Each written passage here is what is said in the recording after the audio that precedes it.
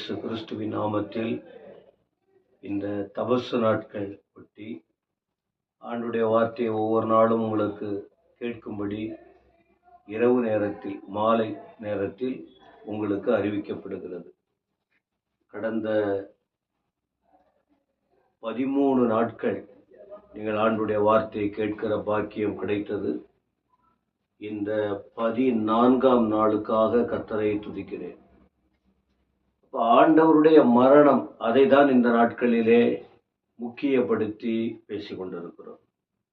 இந்த மரணத்தை குறித்து அப்போஸ்தலனாகிய பவுல் கர்த்தருடைய பந்தி, கம்யூனியன், திருவிருந்து ஆராதனை என்று சொல்லுவோம், அதை ஒட்டி அந்த பந்தி விசாரிப்புக்கும் அல்லது பந்தி அனுசரித்தலுக்கும் மரணத்தை குறித்தும் உள்ள தொடர்பை 1 கொரிந்தியர் 11ஆம் அதிகாரத்தின் அந்த வேத பகுதிகளில் பவுல் விளக்கி சொல்லுவதை பார்க்க முடியும்.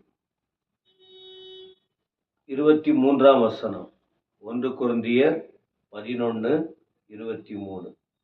நான் உங்களுக்கு ஒப்புவித்ததை கர்த்தரிடத்தில் பெற்றுக்கொண்டேன். என்னவெனில், என்ன சொல்றாரு, உங்களுக்கு ஒரு பொறுப்பை நான் கொடுக்கிறேன்.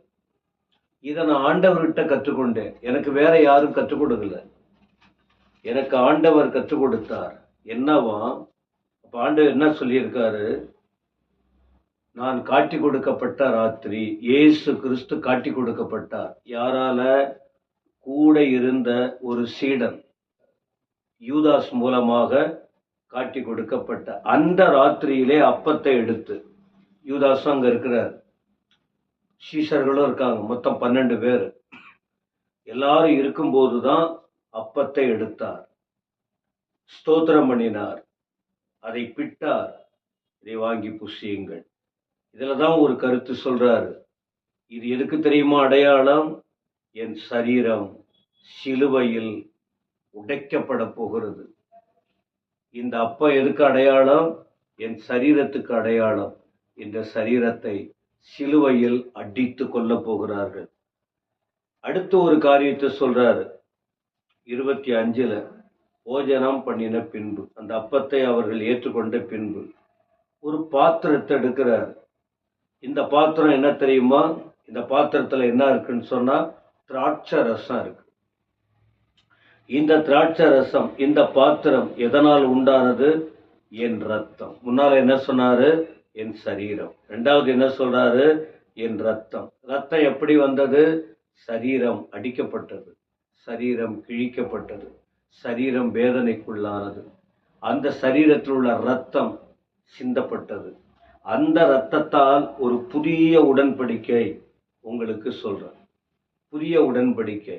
அப்ப இது நிமித்தம் நீங்க என்ன நடக்குதுன்னு சொல்றாரு, என்னை நினைவு கூறும்படி இதை செய்யுங்கள். பழைய ஏற்பாட்டு காலத்துல இஸ்ரவேல் ஜனங்கள் எகிப்து தேசத்தில் அடிமையா இருந்தாங்க.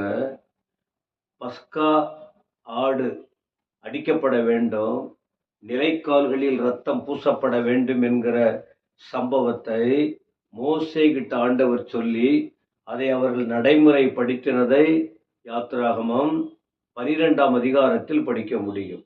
அப்போ அங்க சொல்லப்பட்ட பின்பு சொல்லி என்ன சொல்றாங்க? இதை நீங்க உயிருள்ள வரைக்கும் மறந்து விடக்கூடாது. இது உங்களுக்கு நினைவு நாளாய் இதை நீங்கள் அதை அனுசரிக்க வேண்டும். அதே போல ஆண்டவர் தமது சீஷர்களுக்கு இந்த காரியத்தை சொல்லிக் கொடுக்கிறார். என் சரீரம், அங்கே ஆடு அடிக்கப்பட்டது, அங்கே ரத்தம் பூசப்பட்டது. இங்கே இயேசுவின் சரீரம் குற்றமற்ற ஆடு, உலக தோற்றத்துக்கு முன்னே அடிக்கப்பட்ட ஆட்டுக்குட்டியானவர் என்று ஆண்டவருக்கு பெயர் உண்டு. அப்ப அந்த ஆட்டுக்கு உபமானமாக அவருடைய சரீரம் அடிக்கப்பட்டது, ரத்தம் சிந்தப்பட்டது. இதை நீங்க நினைவு கூறணும். இதை சொல்லிட்டு தான் அடுத்த வார்த்தை சொல்லுகிறார். 26ஆம் வசனம், 26ல் சொல்றாரு, ஆகையால் நீங்கள் இந்த அப்பத்தை புசித்து இந்த பாத்திரத்தில் பானம் பண்ணும் போதெல்லாம் கர்த்தர் வருமளவும் அவருடைய மரணத்தை தெரிவிக்கிறீர்கள். அவருடைய மரணம், இது சீஷர்கள் கடைபிடித்த விஷயத்த அந்த நாட்களிலே பவுல் அந்த 12 சீஷர் கூட்டத்தில் இருந்தவர் அல்ல.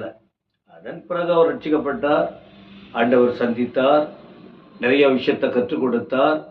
அதன் அடிப்படையில் அவர் ஊழியத்தை, அசையாத ஊழியத்தை செய்து தேவராஜ்யத்தை கட்டினார். அப்ப இங்க சொல்றாரு, அதை இவருக்கு வெளிப்படுத்தப்பட்ட பிறகு சொல்லுகிறார், இந்த அப்பத்தை நீங்க எப்ப புசிக்கிறீங்க, பாத்திரத்துல பானம் பண்ணும் போதெல்லாம் கர்த்தர் வரும் அளவும் அவருடைய மரணத்தை தெரிவிக்கிறீர்கள். மரணம், அப்ப ஆண்டவருடைய மரணம் நினைவு கூறப்பட வேண்டியது, சடங்காச்சாரமாக அல்ல. சிலர் இந்த இந்த பந்தி விஷயத்தை இந்த மரணத்தை நினைக்கிற விஷயம், அவருடைய சரீரம், அவருடைய ரத்தத்தை சிந்திப்பது டெய்லி 3 வேளை கூட பண்ணுவாங்க. நான் பார்த்துருக்கிறேன், தவறல்ல. ஆனா என்ன சொல்றேன்னா, அதை நினைக்கும் போது அதை மதிப்பை உணரணும். சிலர் வாரத்துக்கு ஒரு முறை செய்யறாங்க, சிலர் மாதத்துக்கு ஒரு முறை செய்யறாங்க. ஆனா நம்மை பொறுத்தவரை நம்முடைய திருச்சபையில் மாதத்திற்கு ஒரு முறை, முதல் ஞாயிற்றுக்கிழமை எல்லா ஆராதனைகளிலும் ஒருவர் கூட இந்த ஐக்கியத்தை விட்டு விலகி போய்விடக் கூடாது என்பதற்காக இந்த காரியத்தை செய்கிறோம். நோக்கம் என்ன? நாங்கள் பாவிகள், எங்களுக்காக இயேசு மரித்தார், அந்த ஆண்டவருடைய மரணத்தை நினைவு கூற வேண்டும் என்பதற்காக. அதில் எப்படி பங்கெடுக்க வேண்டுமா? அபாத்திரமா இருக்கக்கூடாது, தகுதியாய் இருக்க வேண்டும், தன்னைத்தான் சோதித்து அறிய வேண்டும். அப்புறம் இத இல்லைன்னா அதற்குரிய ஆக்கினை தீர்ப்பெல்லாம் வரும் அப்படின்லாம் சொல்லிட்டு உங்களை நீங்க நிதானித்து அறிந்து நீங்கள் இதில் பங்கெடுத்தால் உங்களுக்கு நியாய தீர்ப்பு இல்லை என்பதாக பவுல் இதை சுட்டி காட்டுகிறார். இதை கவனிக்கிற கேட்கிற அருமையானவர்களே, கர்த்தருடைய பந்தி ரொம்ப முக்கியம். ஒவ்வொரு சபைக்கும் ஒவ்வொரு விதமா பண்ணுவாங்க. ஆனால் ஒரு ரசம், அப்பம் கொடுக்கப்படும். அது நினைவு என்ன? இயேசுவின் சரீரம் நமக்காக சிலுவையில் பிற்கப்பட்டது. பிற்கப்பட்ட அந்த சரீரத்திலிருந்து இரத்தம் வந்தது. அதை நினைக்கும்படி ஆண்டவர் சொன்னார். அதை இதன் மூலம் மரணத்தை தெரிவிக்கிறீர்கள் என்பதாக. அப்ப ஆண்டுடைய மரணத்தை நினைக்கும் போது நாம் தவறாமல் இருக்க முடியும், அவருக்காக வாழ முடியும். அதனால்தான் இந்த நாட்களில் குறிப்பா அவருடைய மரணத்தை குறித்த காரியத்தை சொல்லிக் கொண்டிருக்கிறோம். வசனத்தை கேளுங்கள், சிந்தியுங்கள், பக்குவம் அடையுங்கள். கர்த்தர் உங்களுக்கு வேண்டிய நல்ல கிருபைகளை தருவாராக. ஆமென்.